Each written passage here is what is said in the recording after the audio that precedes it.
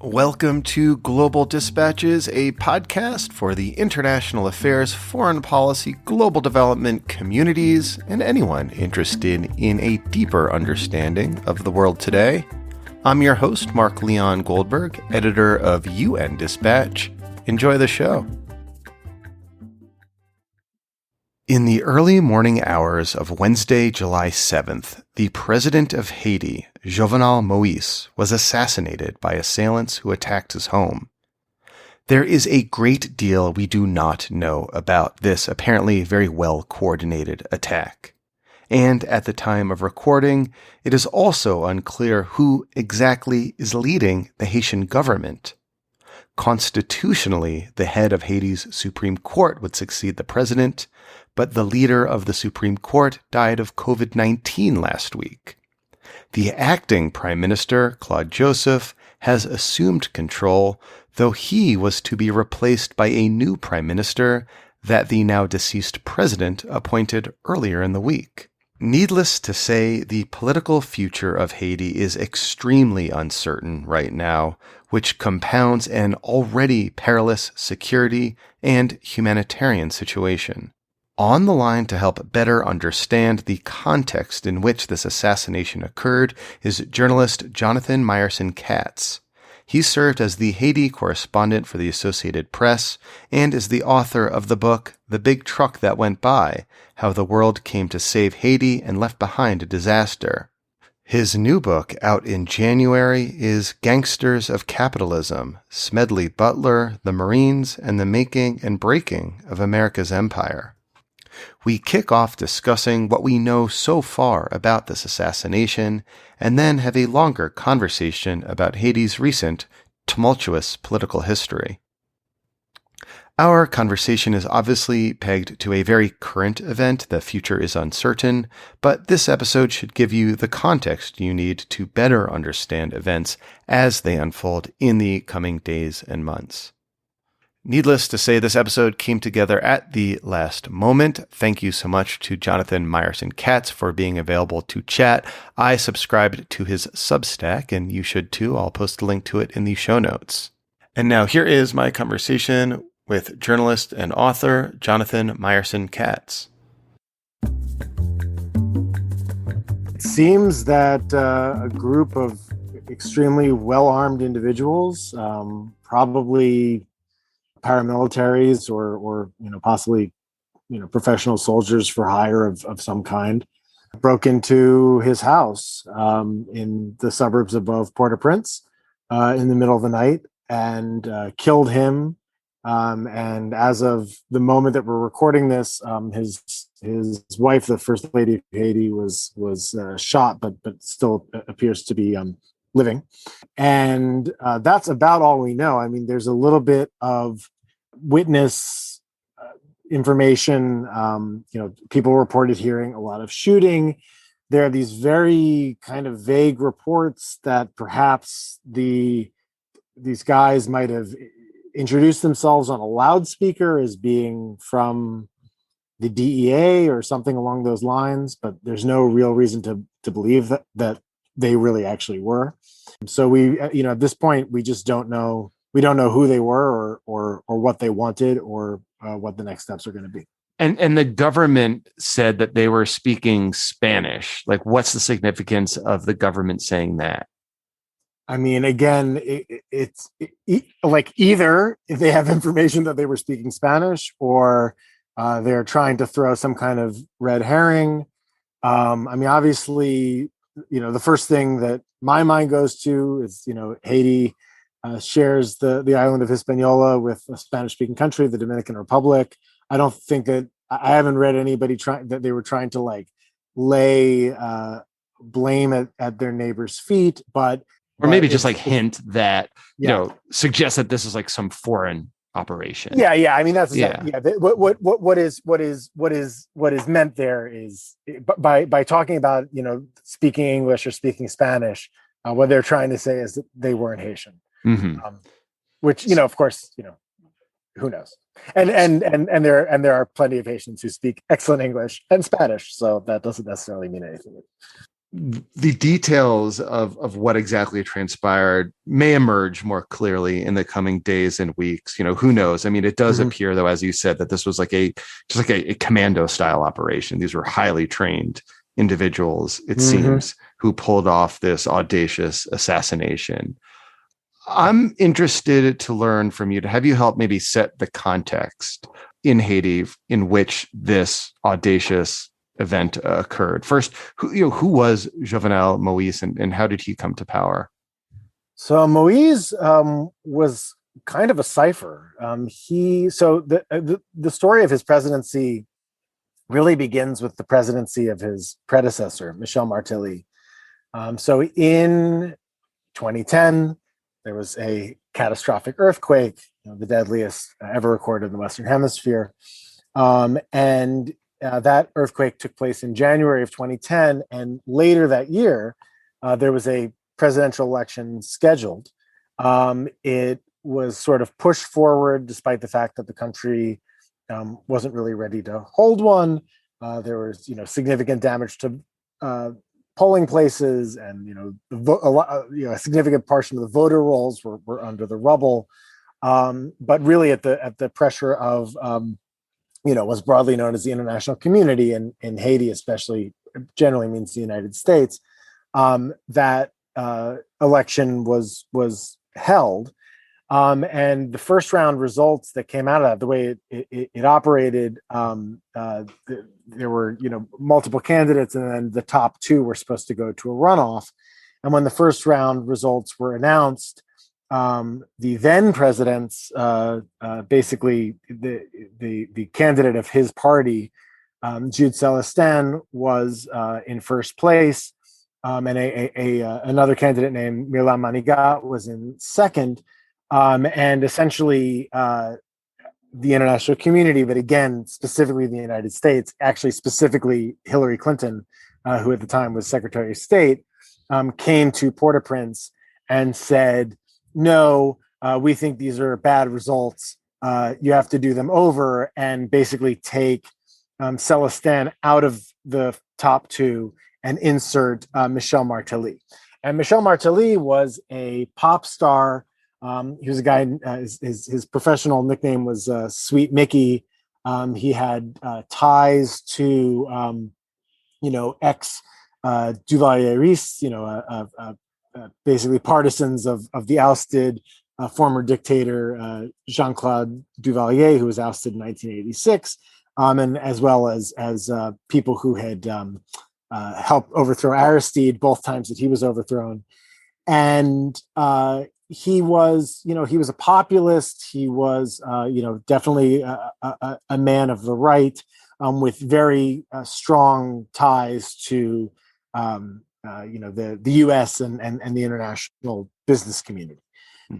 And he was in a lot of ways, he was really sort of anticipated Donald Trump. I mean, he was like, the charismatic musician, pop star. Exactly. President, and his whole shtick was that, like, he would cuss, and he would say what nobody else would say, which ultimately generally ended up being in the service of the powers that be. But people were hungry in Haiti for something new, and apparently not hungry enough to put him in the top two of that election. But once the Obama administration, once Hillary Clinton, through essentially the Organization of American States, basically scrambled that election and made the final two between Mickey Martelly and Manigat. Martelly won in a very, very poorly attended election. And a lot of people, including me, as I was the Associated Press correspondent in Haiti at the time of that election, it was, again, as sort of an anticipation of Trump and Trumpism. It was sort of like, this guy's a joke. Like, he's sort of this funny character. Oh wait, he's actually serious. Oh wait, he's actually president. I would watch his music videos at the time, if I recall. You could watch his music videos on YouTube and be like, oh my gosh, this guy's president of a country. Yeah, well, his nick. Yeah, I could go off of that. Yeah. He like part of his shtick as a musician was that he called himself the president of compa, like the president of the genre of music and people used to like jokingly refer to him as Mr. President way before he was actually a candidate. But a lot of people, and it was very serious, like thought, this guy has dictatorial leanings. Like he's friends with people who came up under Baby Doc, and were in the junta in the 1990s, and the interim government, it was, as it was called, during after the second overthrow of Aristide, and he had a number of sort of indications that he was going to possibly try to take Haiti back to this sort of dictatorial feeling, or this dictatorial mode that it had been in under the Duvaliers, who ruled Haiti from 1957 to 1986. And one of the big things that he was pushing for, that made a lot of people, including me, think this, was he was one of his signature issues was the reinstating the reformation of Haitian army. Just a very brief amount of background. So the Haitian army, as it had existed, was basically created by the Americans during the occupation of Haiti, which was from 1915 to 1934. That was an occupation that began with what, until this morning, was the last assassination of a Haitian president back in 1915. They basically dissolved the existing Haitian army, created a client force that was essentially there to be a cat's paw of the U.S. government. And that force was the Haitian army that existed until the 1990s. And it was finally disbanded by Jean-Bertrand Aristide, who was the anti-dictatorial sort of liberation theologian president, who was elected in essentially the first free and open election since the U.S. occupation had ended, and he was overthrown within 9 months of his election by the army. And so he was like, this doesn't work for me. I'm getting rid of this army. They only cause us, no end of problems. Haiti's not going to be fighting a war against any external enemies. The army, you don't need an army. It has only ever been used to suppress the people and overthrow elected governments. Exactly. Or basically to keep, dictators in power.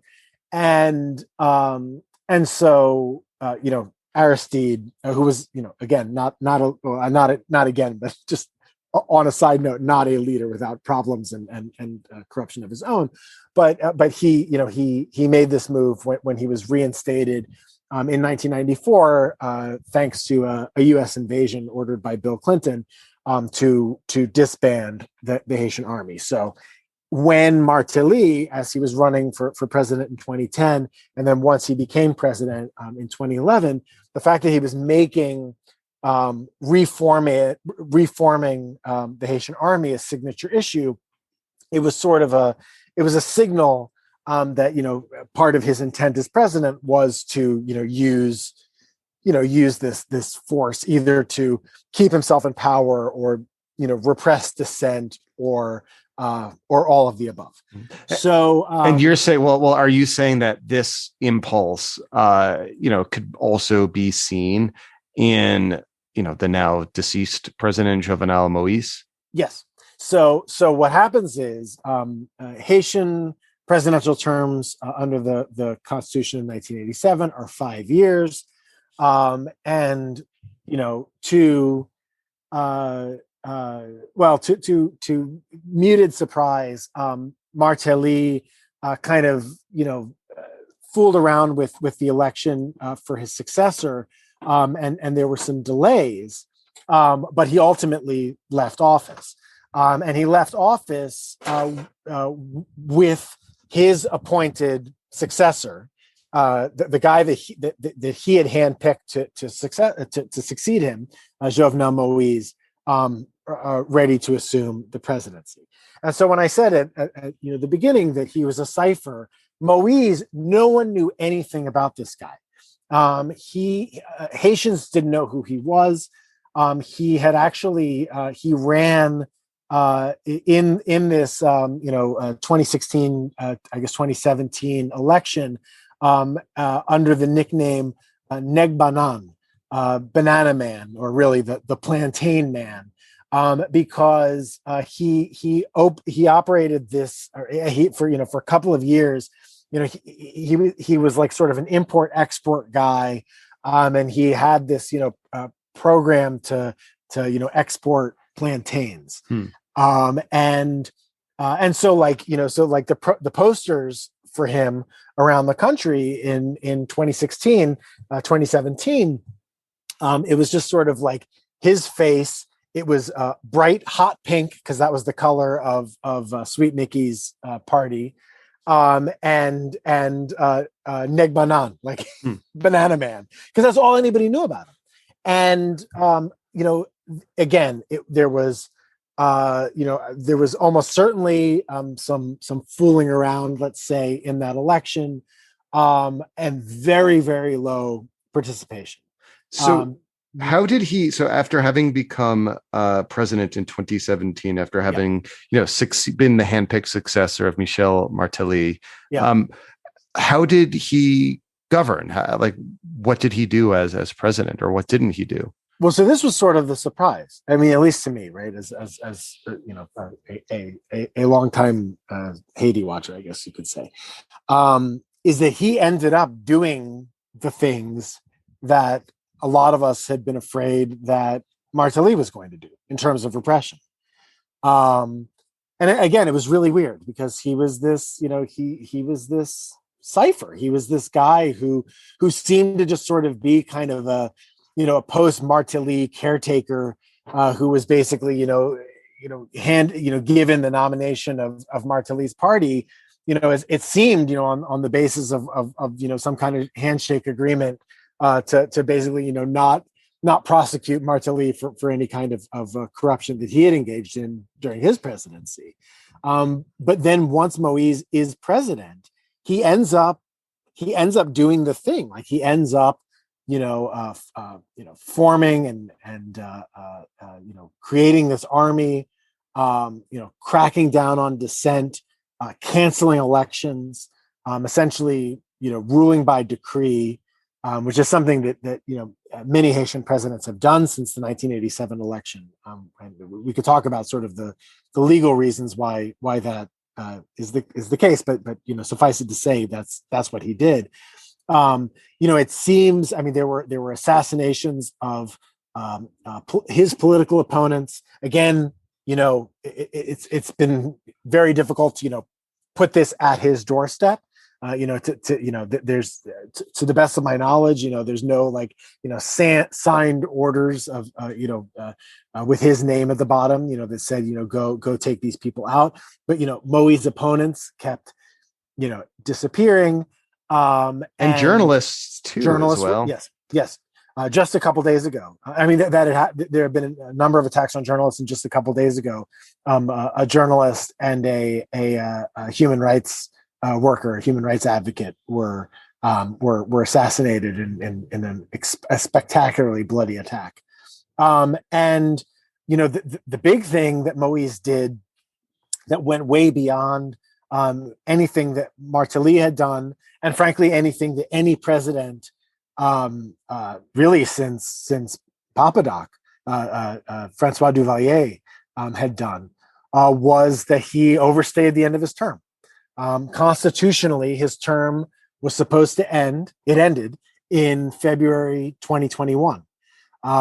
So, I mean, really, it's, I think it's actually sort of a mistake to refer to it as a presidential assassination. This was sort of a de facto presidential assassination or an acting president assassination.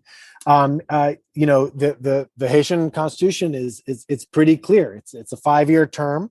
and it's 5 years from, it ends on February 7th, which is the anniversary of the day that Baby Doc Duvalier fled Haiti in 1986, and the deadline for his term to end was in February, and he canceled the election for his successor, and there was a lot of sort of talk in the international community, at the UN, in the United States, like, oh, you should really hold an election. We really would like you to hold an election, by the end of the year. Moise's position was, rather Trumpian, rather, dictatorial. It was essentially like, well, I didn't get the beginning of my term because my predecessor, who installed me as the nominee of his party, delayed the election, and so I came into office late, so I should get to make up for lost time, which is not a constitutional argument at all, but that was the argument that he was making. And there was, the question was, he overstayed the end of his constitutional term. He was making this claim that his actual constitutional term should end in February of 2022. But, there didn't seem to be a lot of progress being made in terms of any election being held. So it looked like he might, just, or, who knows, forever. So and it seems there was a significant amount of, sorry. Well, let me just say, so I was just going to say that there was a, oh, good. Sorry, I think there's a slight delay on our line. I'll give a second. Let me just interject here. So, it seems that, at the moment in which Jovenal Moise was assassinated, the government itself had already been sort of decimated. There was, I saw an article in the Miami Herald by journalist Jacqueline Charles saying, there were something like 10 elected officials in Haiti at the time, all senators. So, who's running the country now, and what does the Haitian government look like, right now as we speak? Yes, that's a really big question. It's an open question. So again, Moise did not hold a single election, legislative, local, anything during his presidency, which means that essentially, the Chamber of Deputies, the lower house, was completely empty, and there were 10 elected senators remaining, out of somewhere on the order of, I think, 30, 31. I forget the exact number. But it was about a third of the Senate was still sitting. Haiti has a president prime minister system. The president is the head of state. The prime minister is the head of government. And the way the prime minister takes office is he's basically nominated by the president, and then has to be approved by both chambers of the legislature. But there was only an interim prime minister installed as of this morning, Claude Joseph. There was my understanding is that there was there had been a prime minister ratified by Parliament, although I'm not entirely sure how that ratification happened, given that Parliament essentially doesn't really exist. I actually don't know the details on that. It's kind of hazy to me. Under the 1987 Constitution, and again, this is my understanding, based on the way that this is supposed to happen in the past, that when there's a vacancy in the presidency, the presidency is supposed to pass to the head of the Cour de Cassation, essentially the Supreme Court of Haiti, the High Court of Haiti. But that is also vacant because the president of the court died of COVID-19 recently. So when you go back to sort of the last vacancy in Haiti, it's 2004, the second coup against Jean-Bertrand Aristide. He's brigaded onto a U.S. plane and flown into exile in the Central African Republic. As Aristide said, he was kidnapped by the Americans. The Americans denied that. And that left a vacancy in the presidency. And the way that worked was the presidency passed to the head of the court. And then that president picked a prime minister who essentially was picked for him in cooperation with the United States. I mean, it just sounds like, you have a constitutional crisis layering on top of a constitutional crisis. Yes. In a very sort of volatile situation in which there is not a whole lot of rule of law. There's a saying in Haiti, in Creole, Constitution c'est papier, bayonet fait, which essentially means constitutions are made of paper and bayonets are made of steel. So that's often how the way things actually work. We are obviously headed into uncertain territory, but I appreciate you kind of taking us back in history a little bit, recent Haitian history, and explaining the context for which we can understand events as they unfold in the coming days and weeks and months. Thank you. Thank you for your time. No, thank you. All right. Thank you all for listening. Thank you to Jonathan Myerson Katz for speaking with me at such last minute. When late breaking news like this happens that I think will be relevant to you, the listener, my goal is usually to try to get someone who can not necessarily offer like a hot take on what just happened, but rather present the context and background for understanding events as they unfold. And I think this episode does a helpful job to that end. So thank you. All right, we'll see you next time. Bye.